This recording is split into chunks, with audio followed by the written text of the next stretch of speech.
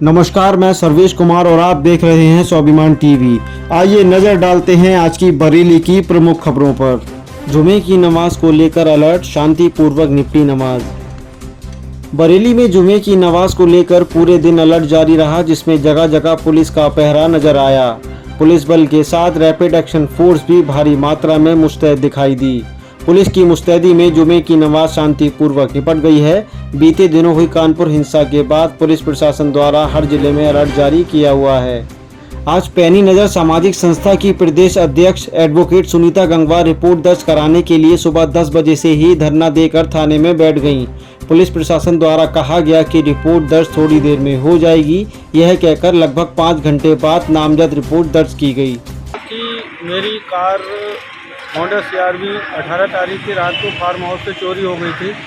उसके बाबत मैंने तहरीर दी गई, एलादपुर पुलिस चौकी में दी गई, थाने के अंदर में दी गई थी और आज 6 दिन हो जाने पर भी कोई उचित कार्रवाई नहीं हो पाई। तो जैसा कि मैडम हमारी नवाबगंज प्रभारी हैं, मौलवी साहब हमारे प्रभारी हैं और पार्टी के सभी लोग आज एकत्रित हुए और दबाव बनाया गया कि जो उचित कार्रवाई है वो सबसे पहले होनी चाहिए और FIR की कापी हमें मिलनी चाहिए। तो आज हमें FIR हो गई है और मुलजिम भी पकड़ा जा चुका है।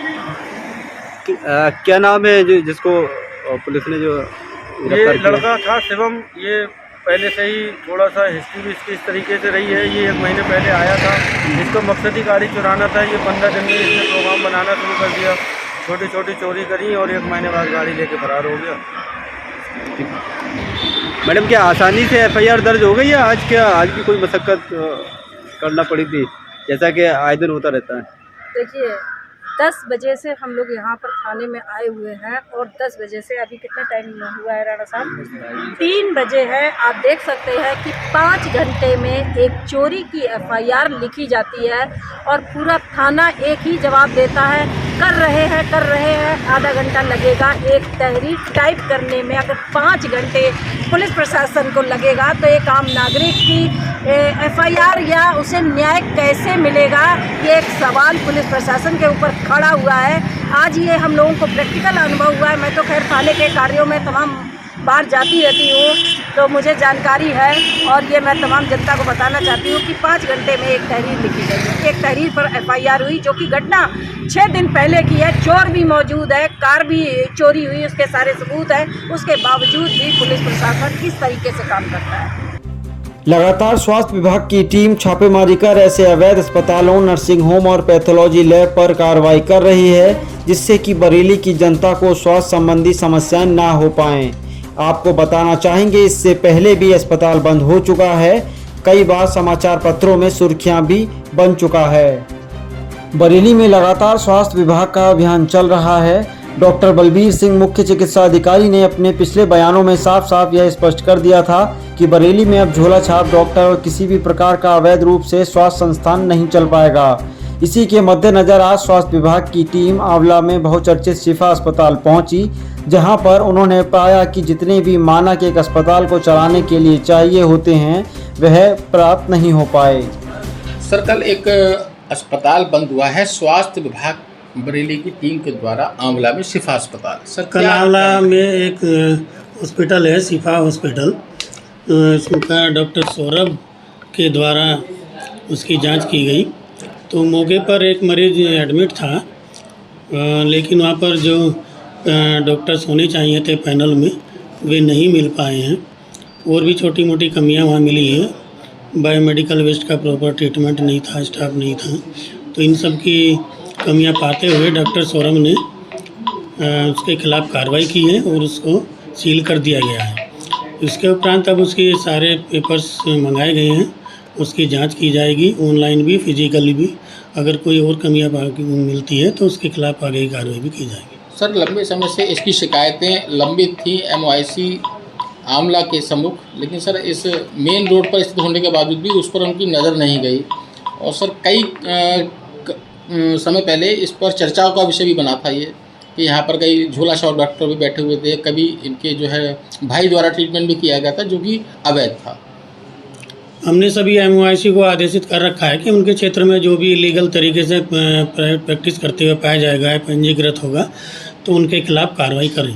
और समय समय पर कार्रवाई होती रहती है। सर पिछले 4 साल से ये जो फायर की एनओसी दिखा रहे हैं उसमें केवल क्रियाशील कागज़ ही इन्होंने सबमिट किया है आपके रिन्यूअल के लिए, लेकिन सर कोई भी फायर की ऐसी एनओसी नहीं दिखाई है जिससे कि इनके फायर इंस्ट्रूमेंट वहाँ पर सुरक्षित हों। जिस प्रकार से मरीजों को ये भर्ती करते हैं तो उनकी सुरक्षा भी बहुत ज़रूरी है। फायर सिस्टम लगा होना ज़रूरी है, अगर फायर सिस्टम की भी जांच की जाएगी, अगर नहीं लगा होगा तो उसकी भी उचित कार्रवाई की जाएगी। उत्तर प्रदेश सरकार के मंत्री बलदेव सिंह औलख आज बरेली आए, जहां उन्होंने बताया कि किसानों की आय दोगुनी करने के लिए योगी सरकार फ्री में देगी 10 हॉर्स पावर का सोलर पैनल। सरकार के पास गेहूं और धान की कमी नहीं है। डिप्टी डायरेक्टर से बात करी है कि एक तो किसानों की धान की फसल की बुआई चल रही है और इस समय किसानों को बहुत ज़्यादा खाद की ज़रूरत होती है।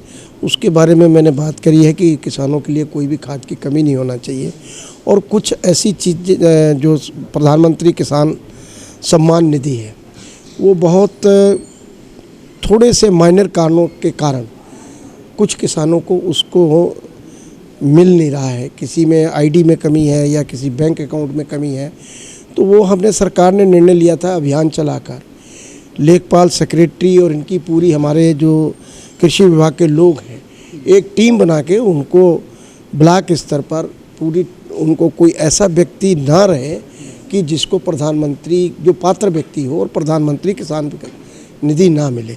दूसरा हम जोर दे रहे हैं कि किसानों को कि ऊर्जा पर कि एक योजना है प्रदेश की कुसुम, तो उसमें यह है कि जो सोलर पंप हैं पहले ये था कि वो 3 के थे, 5 के थे, 7 के थे, अब हमने उसको 10 हॉर्स पावर तक भी जो मोटर्स के हैं उन्हें सोलर का कनेक्शन देने की बात करी है, सोलर देने का काम किया है, क्योंकि हमारे मुख्यमंत्री जी का इस पे एनर्जी पे बिजली पे बहुत ध्यान है कि किसानों को किसी तरह उसकी आय दुगनी करने के लिए अच्छा फ्री उनको और ज़्यादा सब्सिडी अभी हमारे इस पे 60% सब्सिडी सरकार दे रही है और इसको सोलर पंप के उसमें वो ले सकते हैं।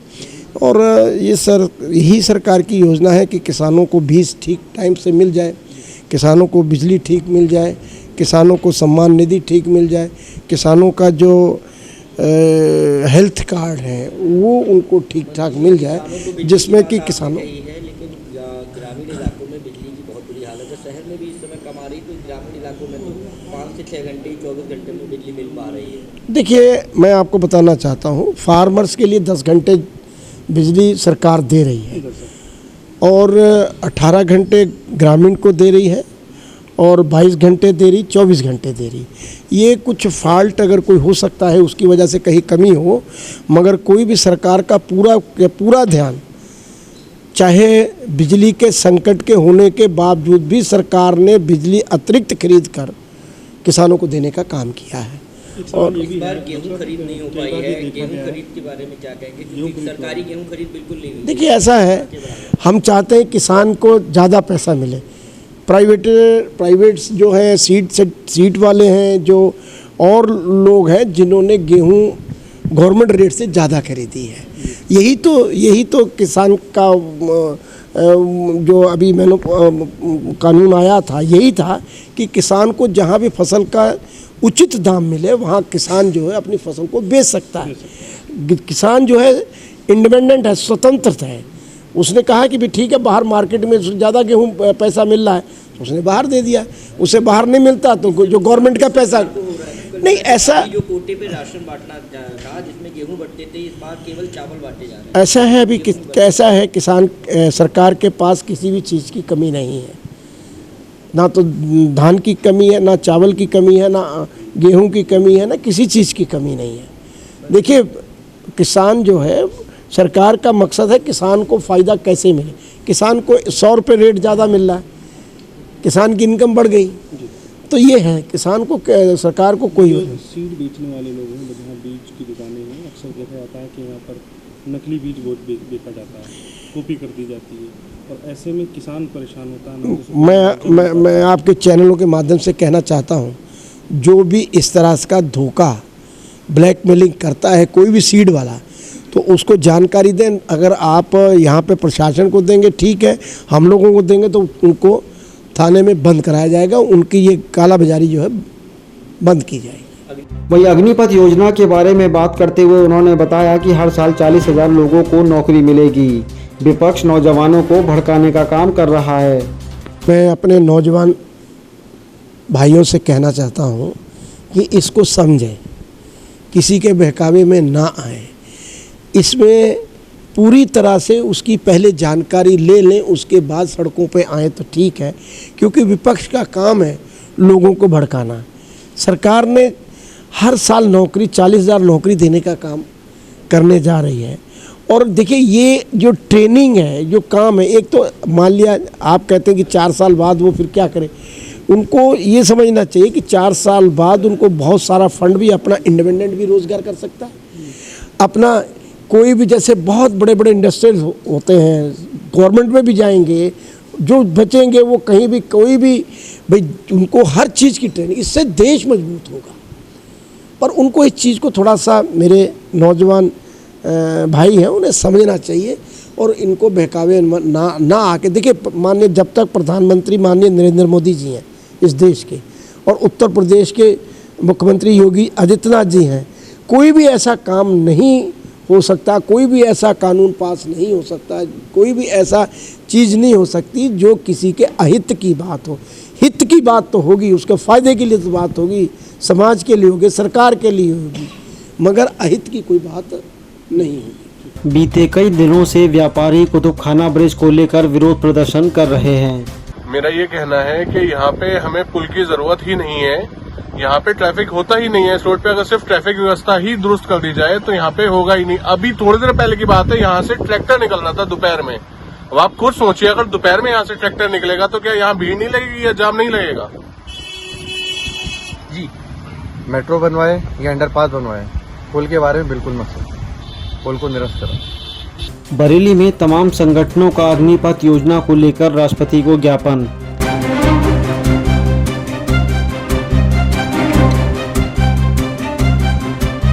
बरेली के थाना सुभाषनगर चौकी करगयाना क्षेत्र में महिला और उसके बेटे को दबंगों द्वारा किया जा रहा परेशान। पीड़ित महिला थाने के चक्कर काट के हो रही परेशान, नहीं हो रही कोई सुनवाई। महिला ने बताया, आए दिन दबंगों द्वारा मारपीट, गाली गलौज का होना पड़ता है शिकार। 60,000 रुपए मांग रहे थे मकान, अपने बेटे के ब्याह के लिए। घर की कौन मांग रहे थे? मेरे पड़ोसी पप्पू गोस्वामी। क्या करते हैं वो हलवाईगिरी का काम करते हैं। फिर आगे? और उनके बेटे चोर चपन्नी का काम करते हैं। आगे जब मैंने पैसे देने को मना कर दी, चाबी देने को मना कर दी। किस चीज के पैसे, काय को क्यों मांग रहे? हमें बेटे की शादी के लिए पैसे दे दो, हमने मना करी। और हमसे बोले अपना घर मत बनवाओ, नहीं तो मैं रहने नहीं दूंगा। वो ही हमारे साथ कर रहे हैं, मारपीट कर रहे हैं। मैं अपना घर बनवा रही थी। क्या मोहल्ले के दबंग लोग हैं ये? हाँ, वो गोस्वामी है। 3 घर है, 4 घर। मैं अकेली हूँ। इसकी शिकायत आपने चौकी थाने करी थी? 3 बार करी है। मुझे मेरे बेटे तक को पिटवा डाला है। 7 जनों ने घर में घुस के मारा मेरे बेटे को इससे पहले, और मुझे मारा। कल मैं अकेली थी, मेरे पास कोई नहीं था। मेरे साथ बहुत बदतमीजी हो रही है। आज कप्तान साहब के पास आई है, क्या आज वचन दिया?